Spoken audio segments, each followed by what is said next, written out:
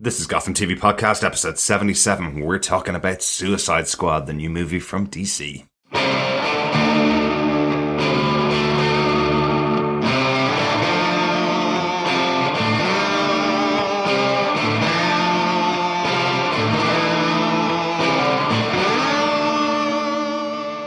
Hey, this is Drew Powell. I play Butch Gilzine on Gotham, and you are listening to Gotham TV Podcast. Welcome back, Gothamites. Welcome back, detectives. We're here for a DC movie. This time, we're talking about Suicide Squad, the brand new movie from the DC Cinematic Universe. I'm one of your hosts, Derek.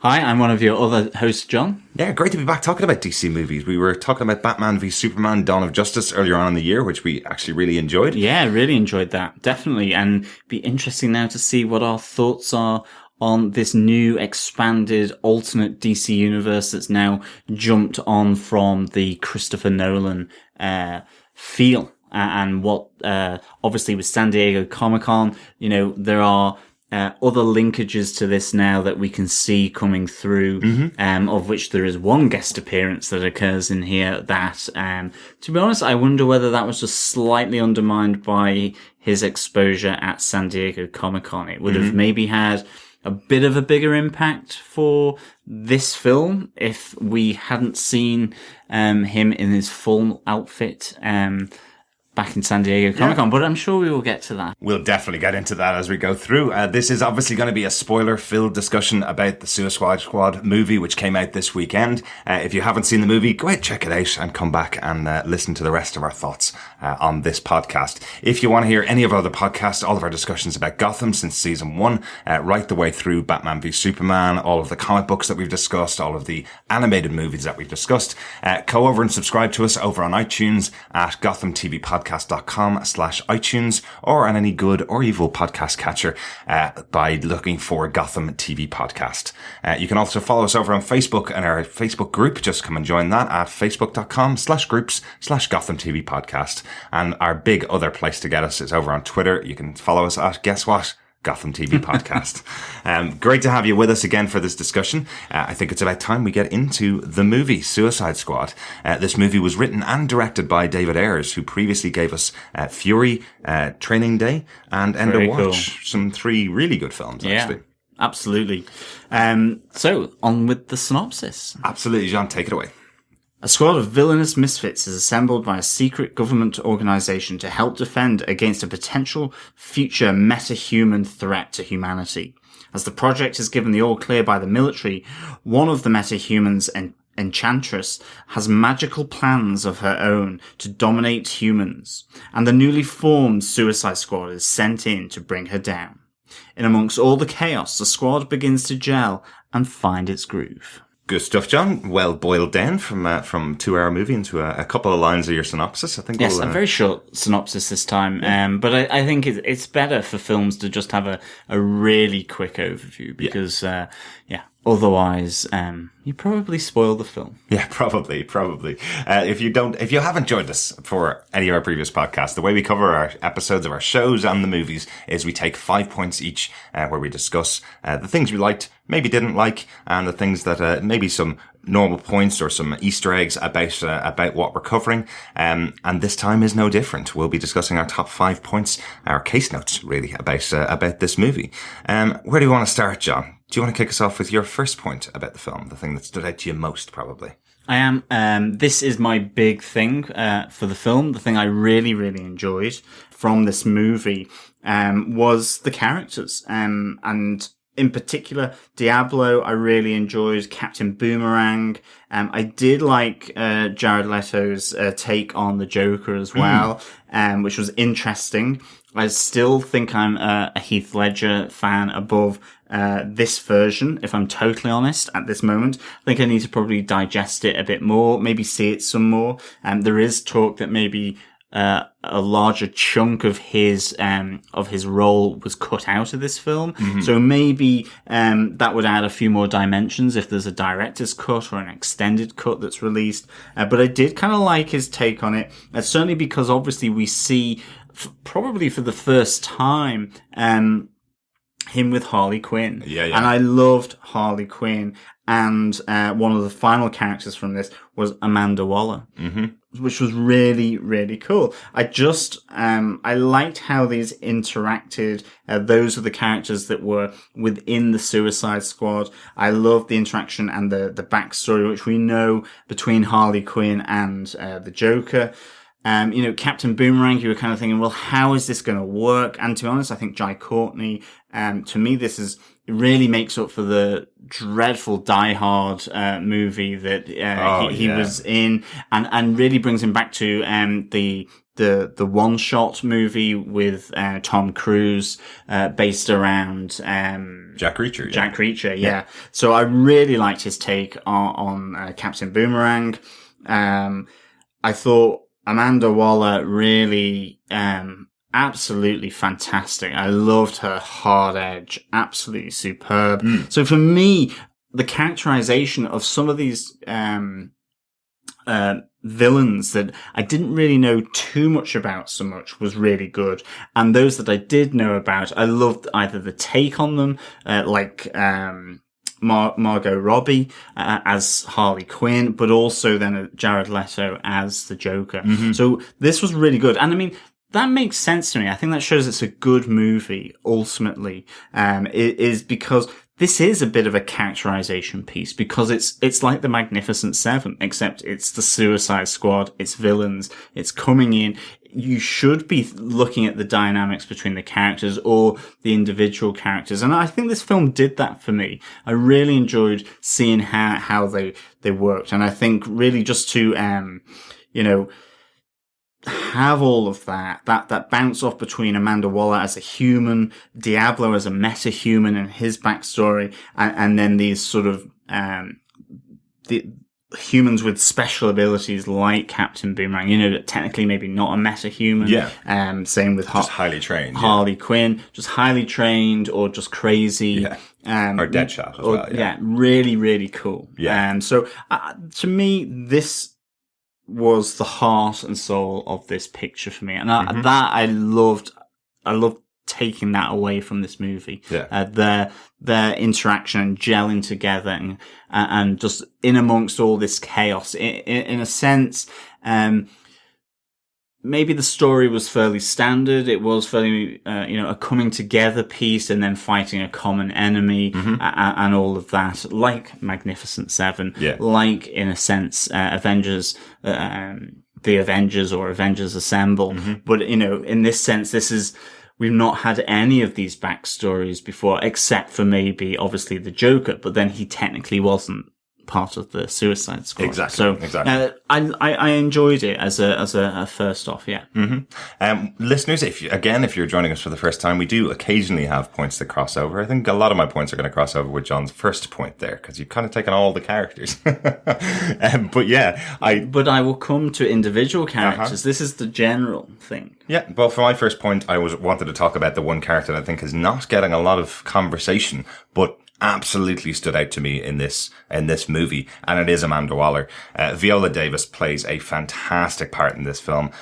She's so central to the storyline. She's one of the first characters we see on our screens, selling this plan to the government about putting together the meta-human task force, effectively.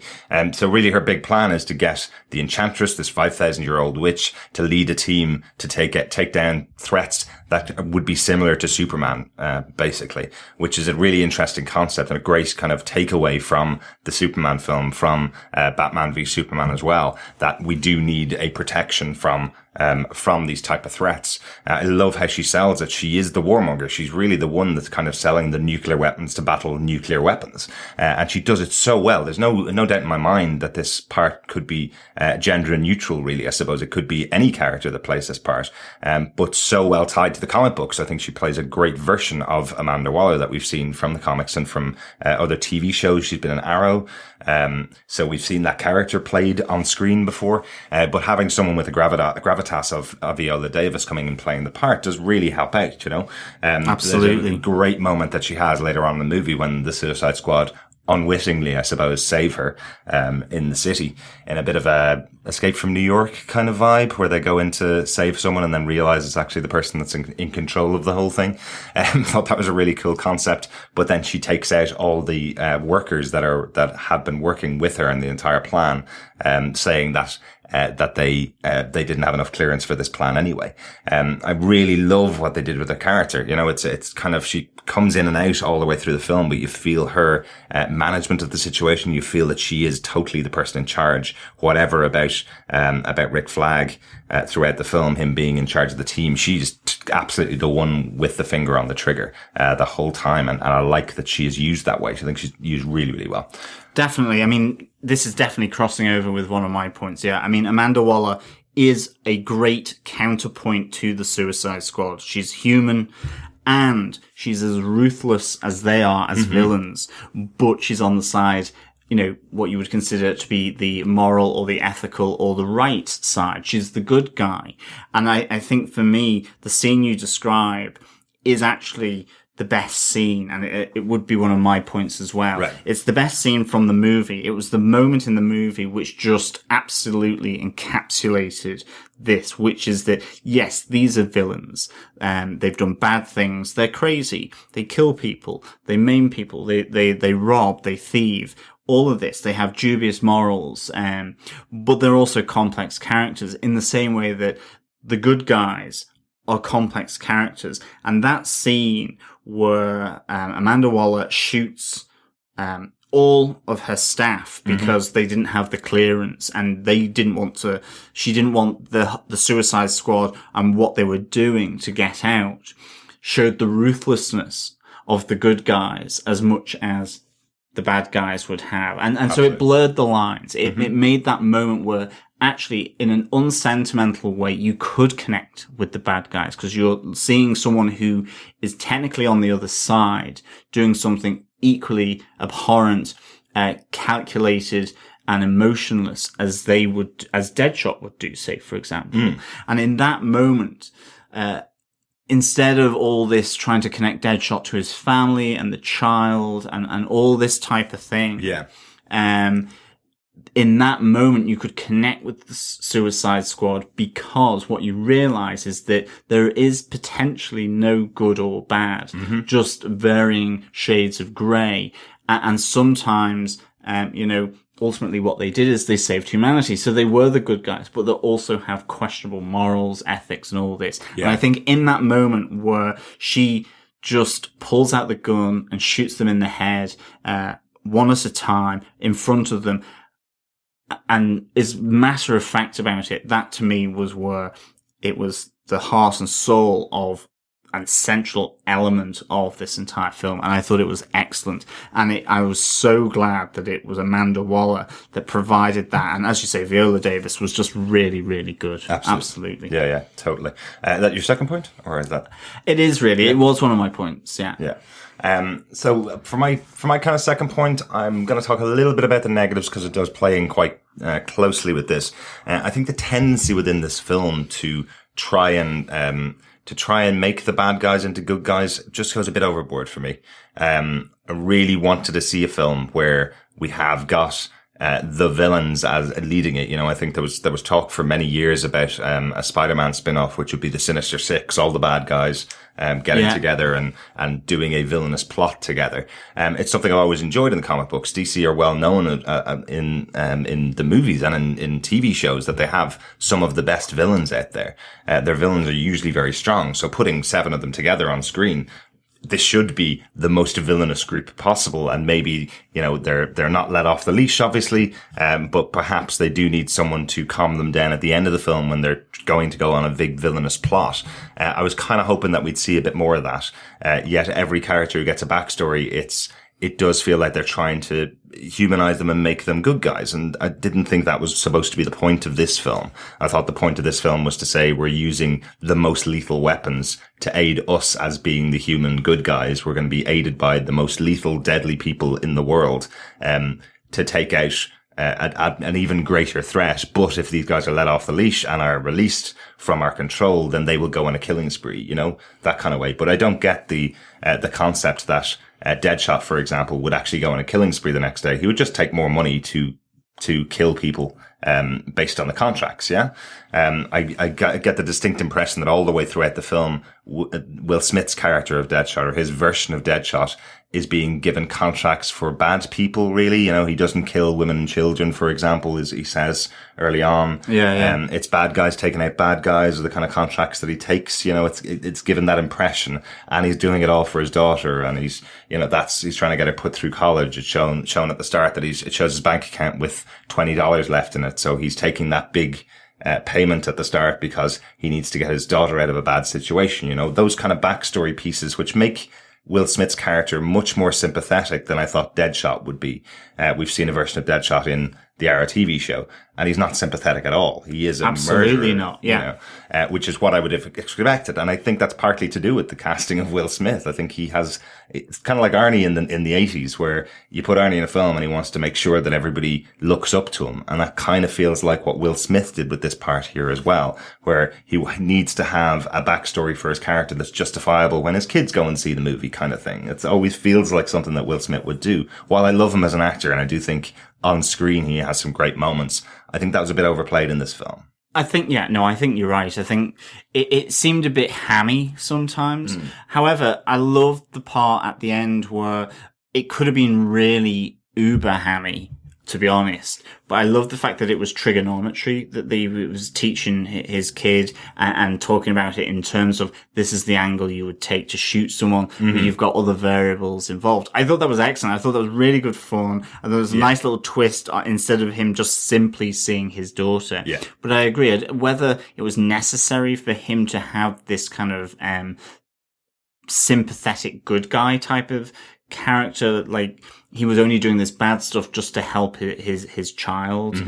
I don't know. Yeah, I would prefer to have seen an out and out villain, a Deadshot villain. Yeah. However, if this is a different interpretation or twist on the character, fine. I mean, I didn't mind it too much. But yeah, it kind of complicated his character a bit unnecessarily because, at the same time, I loved, his sort of battle and head knocking with, Rick Flag, who was played by Joel Kinnaman. Yeah. And I really liked his relationship with Harley Quinn as well. I thought that was a nice little team up between those two, which really, really, came to a head where he was asked to take the shot to kill her as she's escaping on the helicopter as her explosive Rice Krispie that has been put in at the neck has been, disarmed by the Joker. So I did like his sort of relationship with Harley Quinn and so on. And I just think, to an extent, then having this kind of good guy persona trotting on in the background, or even just overemphasizing it, just weakened that portrayal of Deadshot a bit. When all the other interactions I really liked from Deadshot. Yeah, absolutely agree. And again, I can't put too fine a point on it. I love Will Smith as an actor. I've seen almost every film he's ever done. I really do like him. But I just felt it was a bit overplayed in the film. The elements about having a family and a past, and that he's doing it for good, and he has rules that he'll follow. It just felt like he was trying to say it more and more times. And again, if you have an actor like Will Smith in there, you're not going to cover up his pretty face with the actual Deadshot costume. So I think he puts on the mask twice in the film, which I think if you got a lower level actor or an actor that didn't have as much star power as Will Smith, you probably would have been able to cover up his face a bit more as well. That's another one of the things that it always gets to me in these type of films, that an actor would be cast in a role where their face is covered. Yet they have to have it free and clear because of the actor they are. You know what I mean? It's kind of, that's the costume comes with the role. That's the part you're taking. Like if Batman wanted to make sure that he always had his mask off, well, then you don't have Batman, right? Yeah, but you see his other persona. You see Bruce Wayne, and so you have that vision of Bruce Wayne, the man underneath the cowl. So even when he's in the cowl, you have an idea of who he is. I mean, you couldn't have just had you could have just had a Darth Vader type character because Darth Vader. Yeah. But what I mean is, I think in this sense, that team up and that social element of the squad, it was good to see his face, get the eye contact between him and Harley Quinn. Like, it wouldn't have worked if he had just had the Darth Vader mask over him all the time. And in a sense wasn't that kind of character. And yeah, you called that a great moment there between Deadshot and Harley Quinn, where she gets back from the crashed helicopter. Effectively, she gets away from that, and he does have this great reassuring kind of brotherly moment with her, where he knows she may have just lost her boyfriend, the man, the love of her life. She may have just lost that. And he has that great kind of brotherly, sisterly moment with her where he's able to take care of her for a minute. Yeah, I love that. I love that connection between these two characters. I thought it was really, really good. Right. And I think coming to that in a wider sense, it's my third point. And it's the bar scene, actually. I really loved it. I thought it connected the whole gang together. I mean, if I've got a slight little gripe about it, I wish it had been done slightly earlier. I thought it took you out of the moment a bit of that sort of frenetic build up towards finally combating the Enchantress and Incubus, her brother. I thought it just pulled you back from that sort of crescendo of the film. But nonetheless, I really loved the scene. I loved them all together having their moment. I thought Margot Robbie as Harley Quinn in this, talking to Diablo, played by Jay Hernandez, who, I loved his backstory. I didn't really know much about Diablo. I loved the backstory elements from him throughout this story. And I really like the way she said, you own that shit, basically. Absolutely, yeah. Really him talking about how he kind of lost his wife and children, that if he goes too crazy, effectively he becomes a nuclear bomb and he turns into the big, fire devil that we see, as he tackles Incubus. And I think that was pretty awesome. Yeah, that was an excellent moment. And I like the way he's describing his backstory, the whole concept of him getting more and more power on the streets, and that's why as he gets more and more power, he gets stronger and stronger and stronger, and nobody can calm him down when he gets to a certain point. A great moment to realize, if it had given more breadth to that storyline. I loved the concept and I loved the actual storyline, but I wish it kind of had allowed it to breathe a little bit more, because I love the concept of nobody could calm me down, and even my wife who tried to calm me down, I killed her and my 2 kids. It's kind of done a little bit throwaway, enough to get the concept of why he's so scared of using his powers.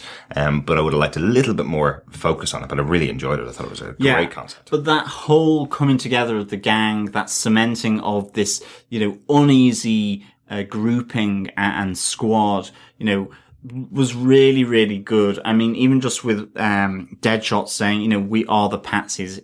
If this goes right, we're not going to get the credit. If it goes wrong, we will take the blame. We are the villains. We are the bad guys. But they all kind of come together. And I thought it was really, really good.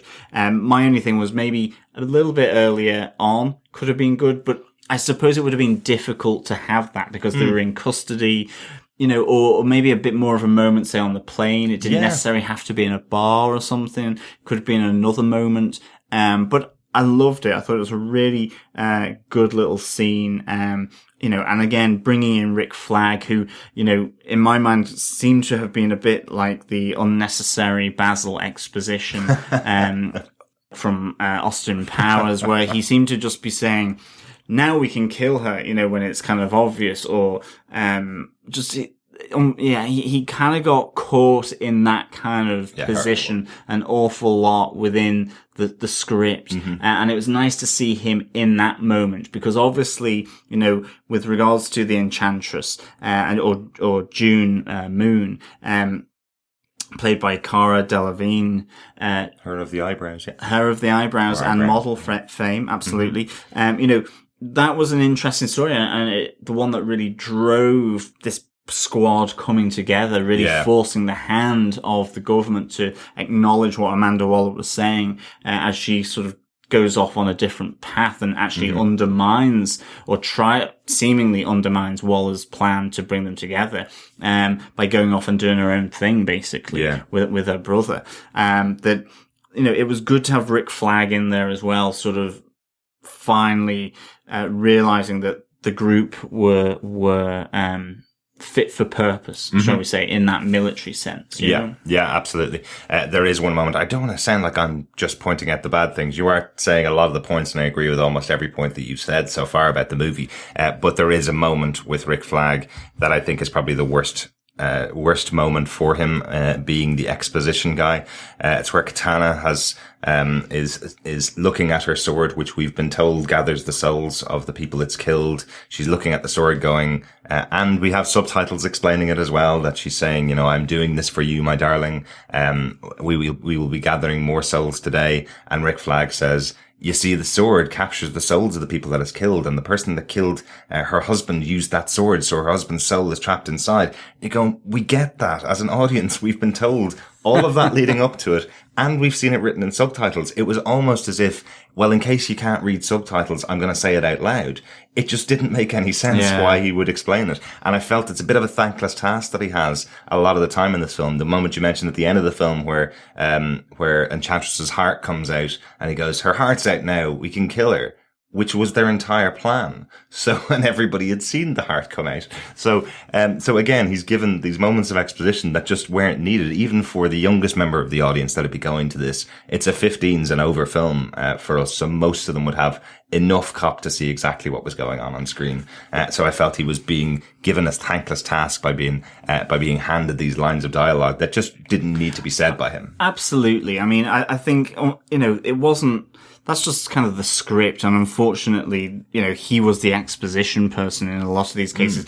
But I mean, in some cases, it was just so deadpan in terms of what he had to deliver that I just felt sorry for Joel Kinnaman. I mean, he was great in House of Cards as Frank Underwood's rival to the re-election. Absolutely great. I really liked him as the new RoboCop as well. I really liked him in that, and I liked him in this as well. I just felt he got some really duff lines that he had to do, which was really difficult to deliver. I mean, even with Will Smith, the fact that the bits of exposition that he did. So we're going to the big area of floating trash in the sky. At least it's a bit of fun. At least you can put a spin on that. But stating the obvious of something that's only just been said, I mean, is just must be a bit must be quite frustrating. Yeah, frustrating, a bit soul destroying for an actor. Mm-hmm. But I did like Rick Flag. That counterpoint again to the squad worked well, I think. Yeah, absolutely. Well, I think it's time to actually talk about Harley Quinn. We've kind of danced around her a little bit, much like Harley Quinn does a lot of this film. What do you think of the overall idea of Harley in here? For me, I think I loved that they gave her full backstory. The backstory I know really well, which is that she's a psychiatrist in Arkham Asylum, which looks so like the Gotham Arkham Asylum. I was kind of blown away seeing it on the big screen. I love that they found another building that looks so like Arkham with the gates with Arkham Asylum written on it. That's cool. So she is the psychiatrist or psychologist for Joker, who is already a prisoner within Arkham Asylum, and she falls in love with him upon hearing a story that we never get to hear. We don't know why it is that she's fallen for him, but there is a backstory there that he is drawing her out and making her fall in love with him, and eventually he puts puts electricity to her brain and fries her brain. And then at that point, she becomes Harley Quinn by jumping into the vat of chemicals at Ace Chemicals. Lovely to see this, on screen. Definitely. We mentioned it during a Batman v Superman, review, and it counts double here. This is a movie for comic book fans, people who've read the comic books or seen the stories in the animated series even, which cleaves very close to comic books. They're definitely not making any concessions for people who are looking for non-comic book logic, I suppose would be the way I'd see it. I'm a huge comic book fan. I jump on board with a lot of comic book logic within Marvel and DC universe, of comics. And I think what they did here by translating this directly from the comic books allowed me to see something I've always wanted to see on screen. This character of Joker in love, really, what would he do to his lover in Harley Quinn? Would she follow him down that path? How is it handled on screen? Thought it was cool, really well done. Loved the little flashback that she got to a possible future with Jared Catalano. If anybody's old enough to remember My So-Called Life, the dream of any 15-year-old would be to end off with Jared Leto. So I love that she has that little moment of seeing what the Joker will be like in a natural environment with two kids and her being the nice homely mother. Love those bits. And a fantastic moment in seeing her in her original costume, which, you know, you saw for 4 or 5 years. And then obviously the comic books take her and turn her into this, short shorts wearing, boob top wearing character, because they do that in every comic book. So nice to see those little throwbacks to the storyline we remember from the 90s and noughties of Harley Quinn. Absolutely. I mean, I, like yourself, it's one of my points. Loved the backstory. I mean, the line where Joker and her are above the vat of chemicals and he goes, "Will you die for me?" And he goes, "That's too easy. Will you live for me?" And she jumps off and survives the chemicals in the same way that he did when you think back to the original Batman film by Tim Burton. You know, all of that. I thought was absolutely fantastic, seeing, you know, the disintegration of this professional psychologist at the hands of the crazy Joker. But then as Harley Quinn, for me, Margot Robbie absolutely nailed it. The voice was perfect, the mannerisms, the kookiness, the flirtiness, everything was really good.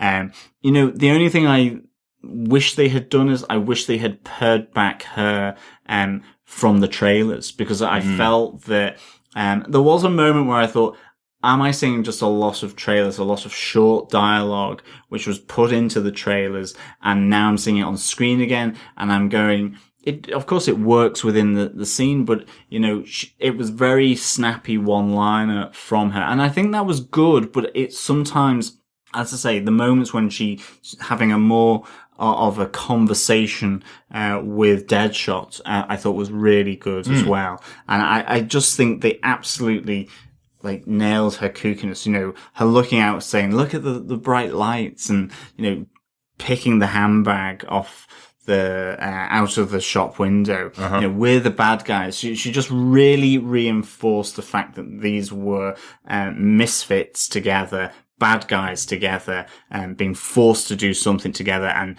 that's what's keeping them together. But also that kind of bond between villains, I suppose, as well, that was seemed to be taking place. You know, they couldn't be rivals here, where they might naturally have been so. But I just thought she absolutely pitched it brilliantly, fantastic, absolutely fantastic. And it comes back to my first point of, you know, the characters that were drawn here by the likes of Margot Robbie, Viola Davis, Jai Courtney, Jay Hernandez. All of this was so good. Absolutely, yeah, totally agree. I love Margot Robbie in this part. She's been what's really been hanging all of the trailers on since the first announcement of this film, since the first couple of shots that we saw of it. Everybody wanted to see what she did, and she does such a great job at this film. Really, really good. Probably as I said, my second favorite character, because I loved Viola Davis's version of Amanda Waller much more than I thought I would. Harley Quinn is something that I've loved seeing brought to life by Margot Robbie. But I think you're probably right. The amount of trailers and the amount of one-liners that were shown over the course of the last year probably cut the impact a little bit too much for me. But I did really, really enjoy her. Definitely, yeah. I think that brings me on to my next point. I'm gonna pull a negative, actually, if I'm honest. And it was really the underuse of Killer Croc. You know, I thought Killer Croc looked amazing. I thought the makeup and the effect that they did was really good. I enjoyed the visual of Killer Croc, and I just felt that he was a bit underutilized, really. I mean, for such a well-known character within the Batman world, you know, you could have had him playing off with Harley Quinn much more, you know, two people from Gotham in that universe. I thought he just seemed to be underutilized, and kind of that whole thing at the end where they effectively tell the SEALs to go in to plant the bomb, to put it in a certain area to take out the Enchantress's brother Incubus, who's fighting Diablo. And they've got the Suicide Squad. They're there to be expendable. Yet they send in the SEALs to plant a bomb where there was no coming back from. Made no sense to me. He's an aquatic creature. Yeah, no, he does go with them. He goes with them, but it seemed, but then survives. So what did he actually do? So it seemed a bit strange. I thought he was underutilized, and I think in some cases, it was a bit just inconsistent. And, I thought that was a shame because it was one of the characters that I know really well. I thought he could have been much more violent, much more of a loose cannon. Yeah. Someone who, in effect, was much more physical and trying to break up the group, has the personal boundary space or something like that. Whereas he just seemed to sort of stand to one side and just sort of bare his teeth a few times. Yeah. I just thought he was underutilized. Much more could have been done, with the character in a physically violent sense, and with the interaction with Harley Quinn, given that they were both from Gotham. I'd love to have seen him actually with, Captain Boomerang more, because I do think obviously Deadshot's also from Gotham. He had the moment with Batman. So Deadshot and Harley, being the Gotham connection. I like the idea of the two bruisers, the beer guzzling Jai Courtney, and Killer Croc. I'd love to see the two of those play off each other.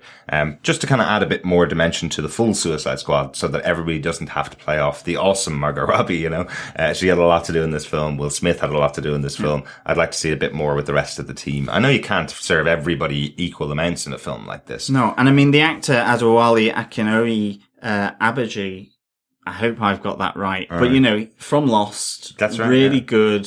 And, sometimes I just felt that, you bring on these great actors to do the work. It is an ensemble piece at the end of the day. Give them more to do. And I do feel that even with Diablo, I loved the backstory that they had with him. But it's not that they underutilized him, but maybe in some cases they didn't use him in the right way. Like at the end, suddenly for him to step up and go,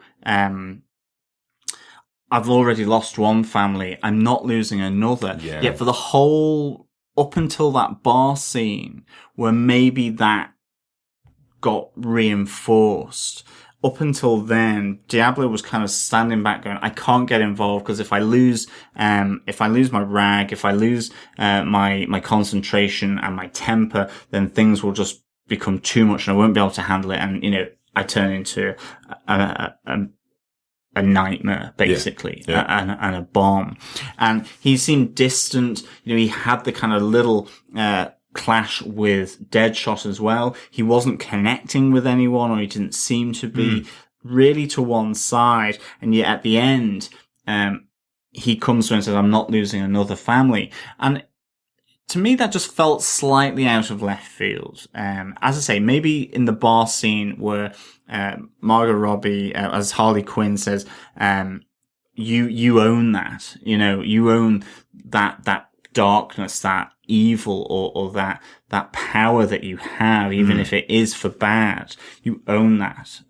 That's yours. No one can take that away from you. Maybe it was in that moment, but still, I just felt maybe that progression could have been a bit clearer in the film.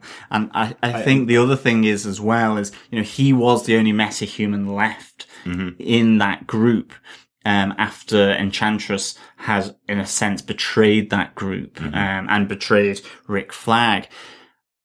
And it was interesting to see that if he couldn't get the better of Incubus, what's the point in having a metahuman army?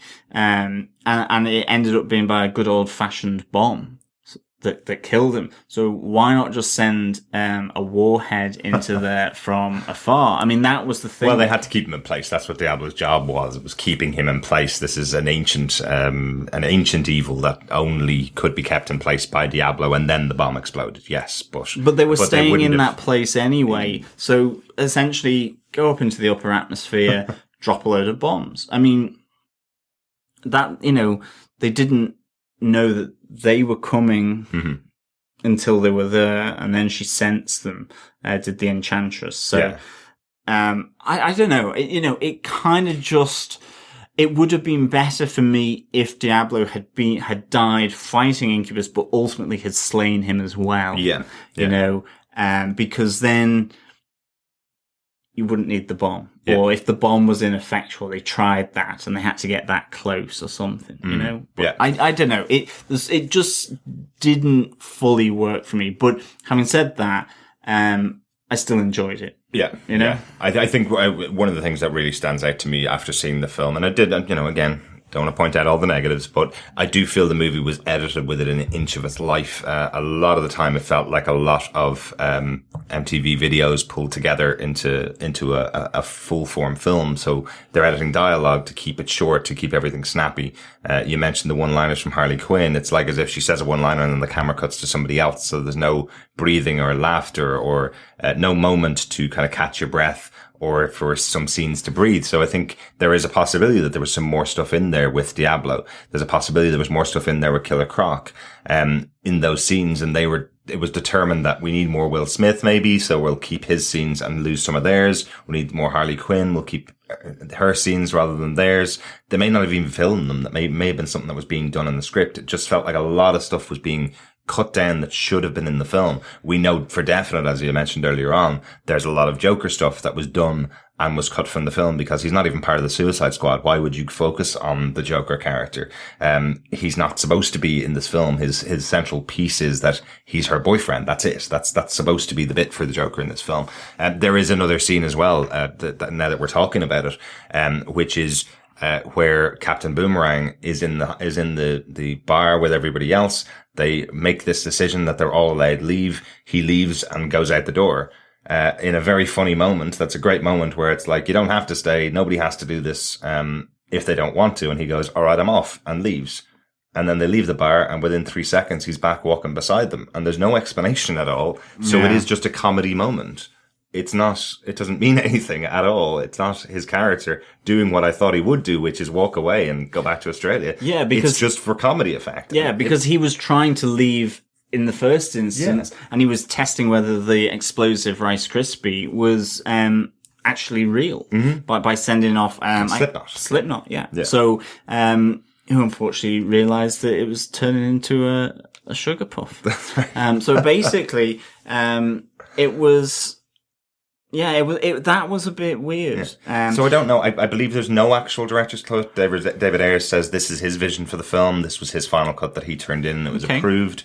There was more reshoots. We know that after around the time Deadpool came out, and there were the reshoots done and added extra bits to the film. But we know for definite the Joker stuff that was filmed has been excised because Jared Leto has been very vocal about the fact that this is not his version of the character that's in the final film. But that happens. That's what, a movie's made on set with cameras and with a script. And then the second part of the movie is made in the editing room. Maybe it just didn't work, for that. But I do feel there are scenes for each of those characters that may explain the motivation and may explain why they're in those situations that we didn't get to see that I'd love to have had added to the film. Yeah, I mean, I think as well, just coming back to the fight between Diablo and Incubus, even though I would have loved to have seen Diablo win that fight, or at least maybe it was a zero-sum game where they both perished or something. At the same time, and maybe slightly contradictory from my point of view, I actually really like the idea, and I think this is my final point. I really like the idea that ultimately it wasn't the metahumans that took down the metahumans. That it required the coming together of a group of highly trained, killers, crazies, or whatever, to finally defeat the Enchantress and her brother Incubus. I thought that was a nice little thing. I think it was kind of maybe one of the calling cards of the film, that despite Amanda Waller's projection that humanity, whether it's good or evil, can work together, come together, and fight off a threat without the need for special powers or metahuman powers. And so that I thought was really a nice little thing to play against the original concept and so on. And I thought that was good. That kind of made me feel like, oh yeah, go regular human. Yeah. Really good.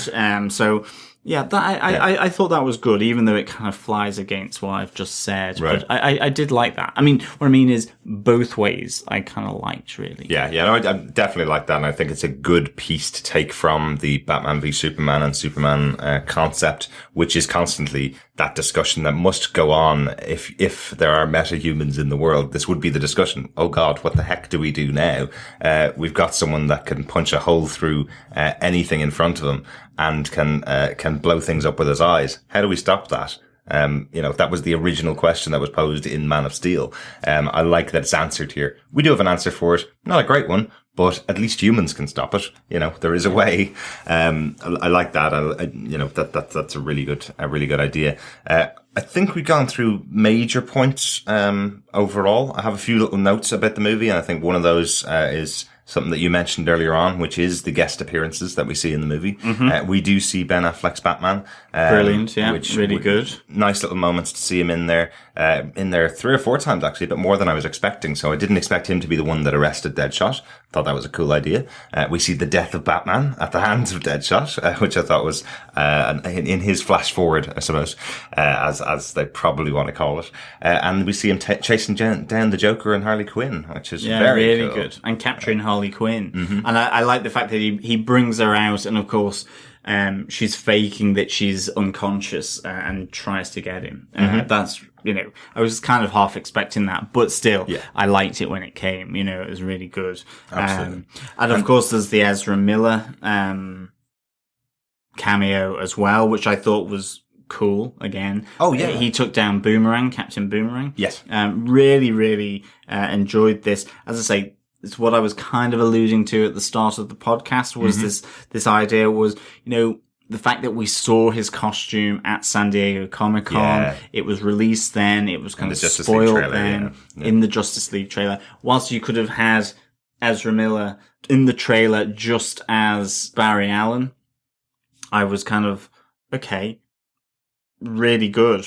But the fact that you see him in his suit and you see it here, can you imagine if you had gotten the first glimpse of the suit here in this movie? Yeah. Just how that would have turned into such a buzz, and maybe even shown more of it or something. The buzz surrounding that. And instead, it'd already been seen, so it really doesn't get that much attention. But I have to say, again, it just makes me more excited for the Flash movie. With Ezra Miller, I thought he was fantastic in the Justice League trailer. And again, just this little cameo. Again, it's just really making me excited for the Flash. I'm really excited to see Ezra Miller's take on this. And as you mentioned, it's mostly from the Justice League trailer that came out. Really excited to see what he does.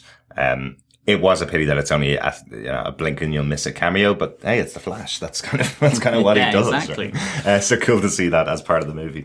And then of course, the other little spot, I suppose, not only do we get a Batman cameo, we get a Bruce Wayne cameo in the post-credits tag, or what's called mid-credits sting, is that it?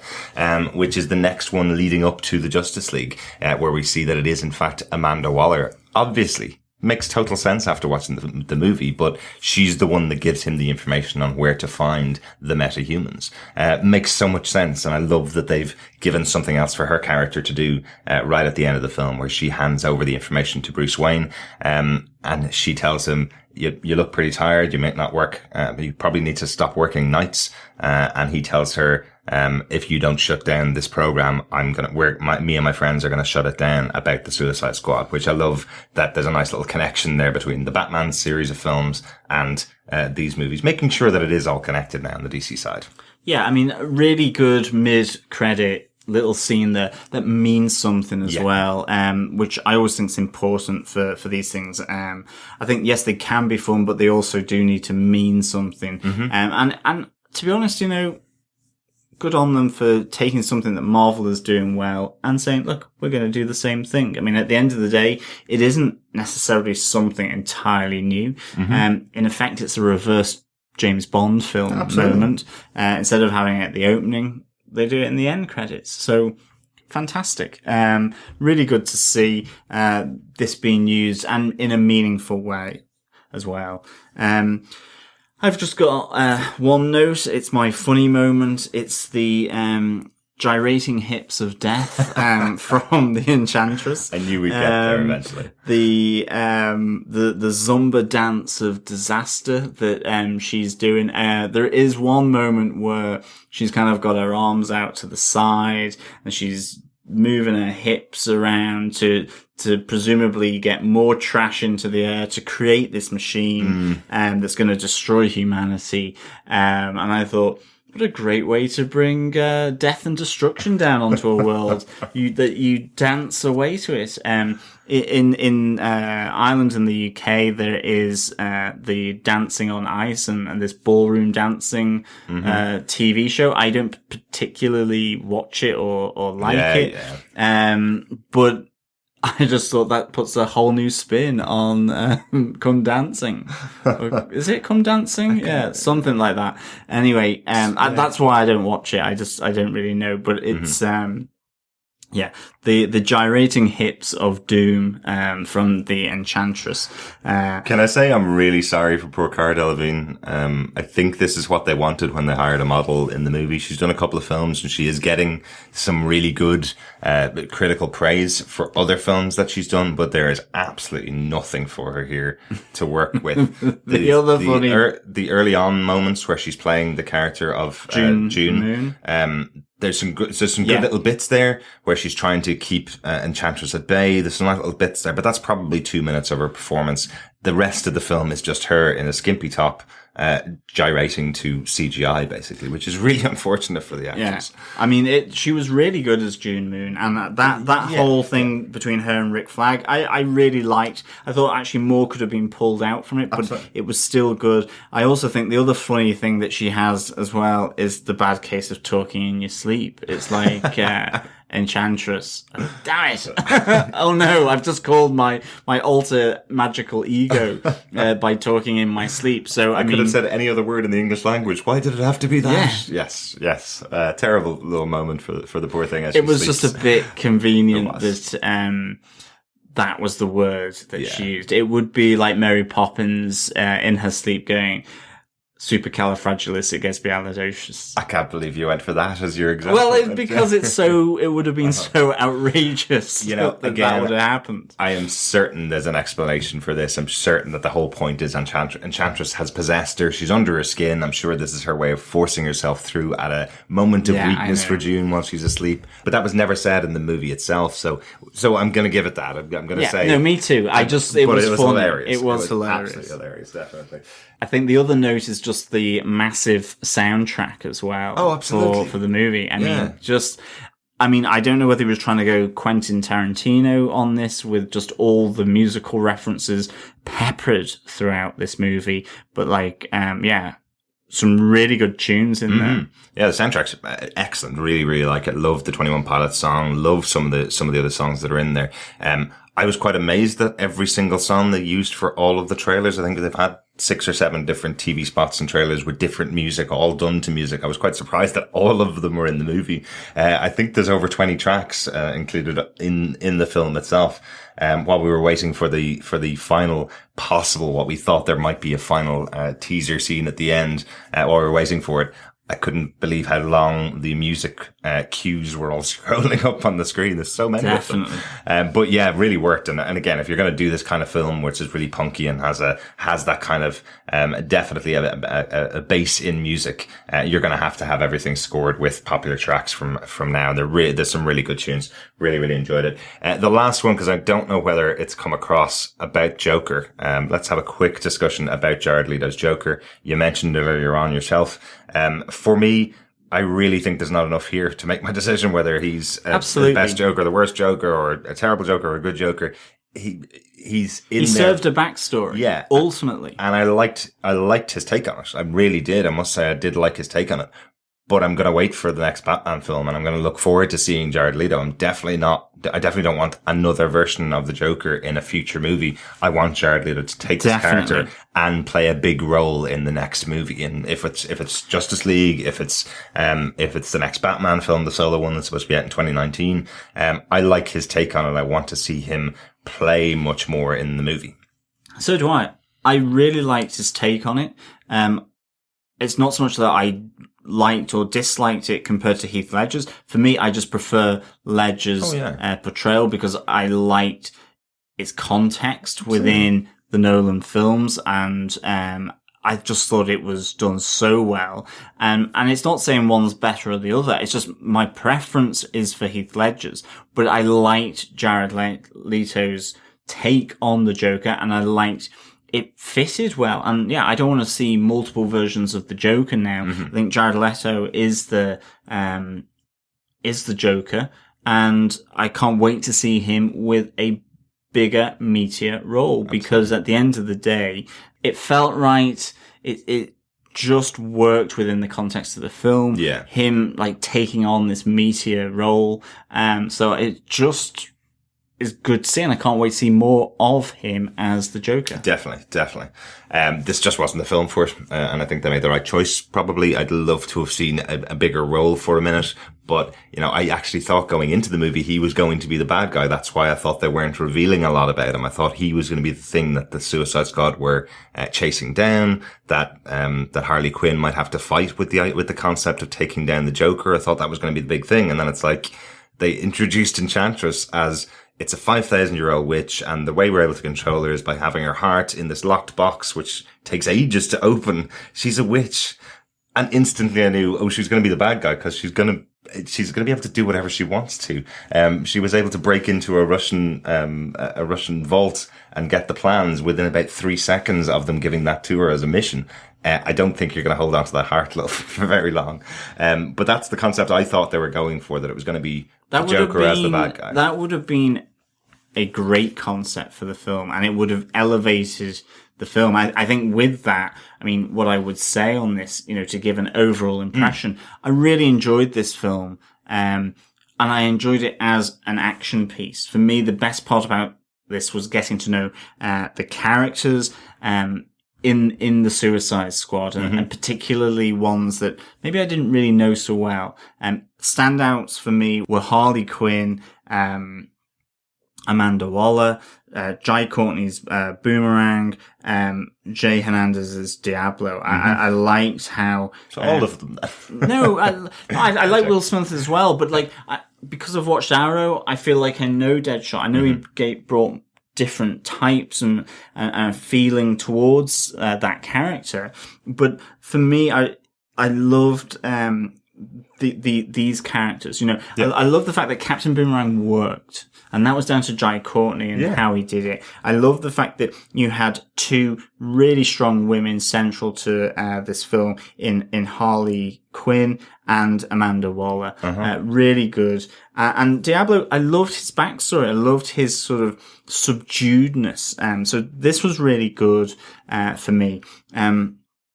But I think actually having the Joker as a bad guy, having that dynamic between him and Harley Quinn would have elevated this movie beyond a standard group forms, control the bad guy, bad girl in this case, we all live happily ever after type of thing, a few deaths on the way.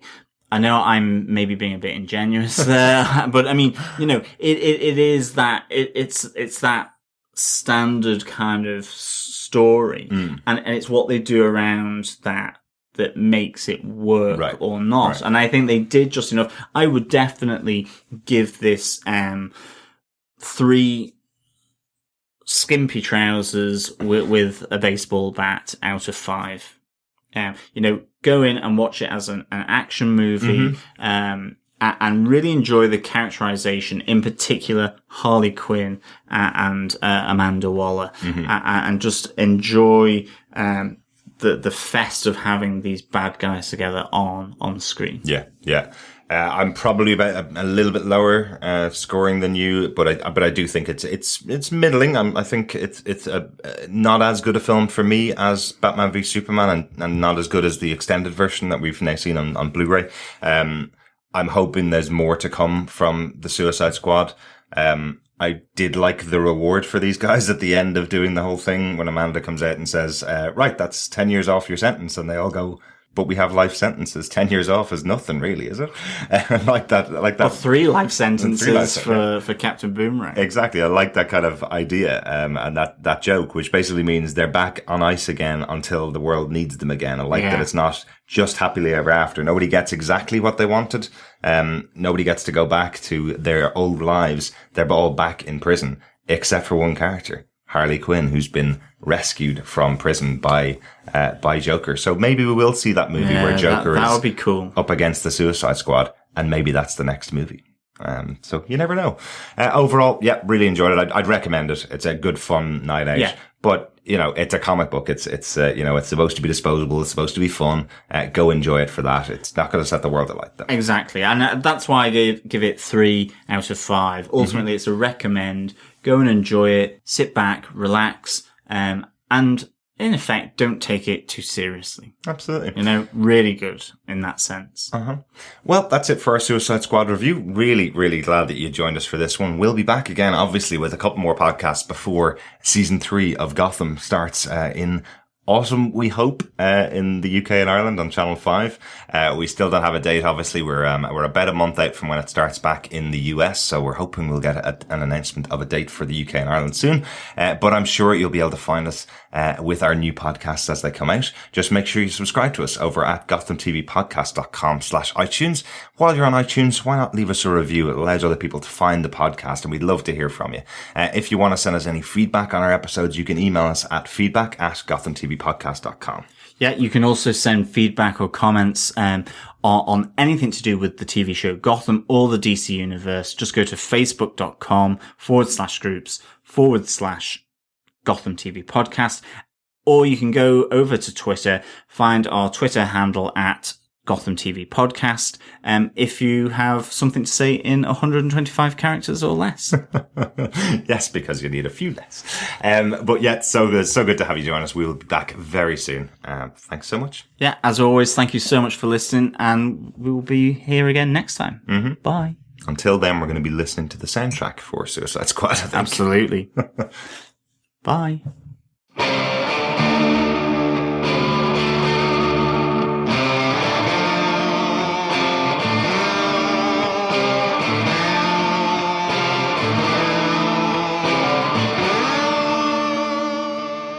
Thanks for being a Butch supporter. Butch loves you, baby.